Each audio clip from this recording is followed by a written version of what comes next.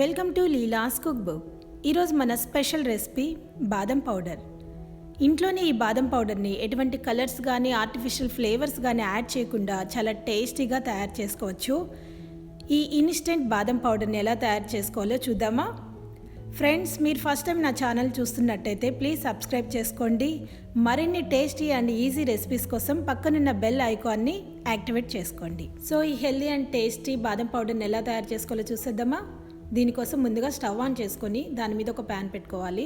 ఇందులో 1 కప్ బాదం పప్పుని యాడ్ చేసుకొని వీటిని లో ఫ్లేమ్లో మనం రోస్ట్ చేసుకోవాలి. ఈ ప్రాసెస్ అంతా మనం లో ఫ్లేమ్లోనే పెట్టి చేసుకోవాలి. ఇవన్నీ బాగా మనకి రోస్ట్ అవ్వడానికి 5 మినిట్స్ వరకు టైం పడుతుంది.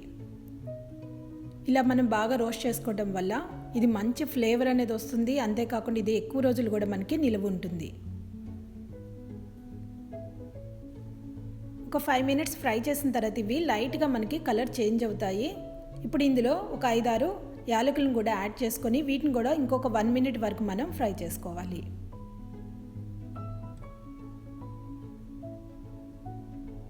ఇప్పుడు మనం స్టవ్ ఆఫ్ చేసుకొని వీటిని పూర్తిగా చల్లారనివ్వాలి. ఇవి పూర్తిగా చల్లారిన తర్వాతనే వీటిని మనం పౌడర్ చేసుకోవాలి. ఈ బాదం పౌడర్లోకి స్వీట్ కోసం మీ దగ్గర అవైలబుల్ ఉంటే పటిక బెల్లం వాడుకోండి, చాలా మంచిది. మనం తీసుకున్న క్వాంటిటీకి 100 గ్రాముల పటిక బెల్లం అయితే సరిపోతుంది. నా దగ్గర పటిక బెల్లం అవైలబుల్ లేదు, అందుకని నేను ఇక్కడ ఆర్గానిక్ షుగర్ని వాడుతున్నాను.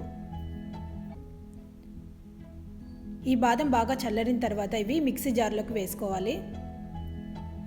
ఇప్పుడు ఇందులోకి నేను 1.5 కప్ షుగర్ని వాడుతున్నాను. మీరు కొంచెం స్వీట్ ఎక్కువ తినే వాళ్ళైతే 2 కప్పుల వరకు మనం షుగర్ని యాడ్ చేసుకోవచ్చు.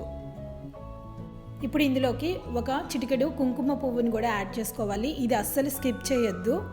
దీనివల్ల మనకి న్యాచురల్గా కలరు అలానే మంచి సువాసన అనేది వస్తుంది. అలానే ఒక 1/2 స్పూను పసుపుని కూడా యాడ్ చేసుకోవాలి. ఇప్పుడు వీటన్నిటిని మనం బాగా మెత్తగా పౌడర్ చేసి పెట్టుకోవాలి. మీరు బాదం పాలు తాగేటప్పుడు బాదం పలుకులు అనేవి తగలాలి అనుకుంటే ఈ పౌడర్ని కొంచెం కోర్సుడ్గా చేసుకోవాలి. మనం మరీ మెత్తగా కాకుండా కొంచెం పలుకులు ఉండేలాగా గ్రైండ్ చేసుకుంటే సరిపోతుంది.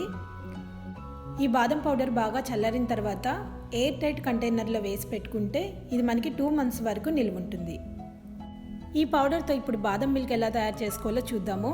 దీనికోసం ఇక్కడ నేను చిక్కటి పాలని బాగా బాయిల్ చేసుకున్నాను.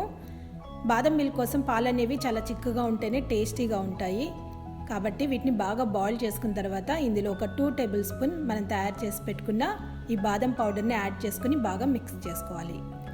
అంతే, పైన కొంచెం బాదం పప్పుని కూడా యాడ్ చేసుకుంటే చాలా టేస్టీగా ఉంటాయి. అంతేకాకుండా పిల్లలు అడిగిన వెంటనే మనం బాదం పాలని అప్పటికప్పుడు తయారు చేసి ఇవ్వచ్చు. సో ఈ టేస్టీ అండ్ హెల్దీ బాదం పౌడర్ని మీరు కూడా ఇంట్లో ట్రై చేయండి. మీకు ఎలా వచ్చిందో నాకు కామెంట్ రూపంలో తెలియచేయండి. ఈ వీడియో మీకు నచ్చినట్టయితే లైక్ చేయండి, మీ ఫ్రెండ్స్కి షేర్ చేయండి. మరిన్ని వీడియోస్ కోసం నా ఛానల్ని సబ్స్క్రైబ్ చేసుకోండి. Thanks for watching.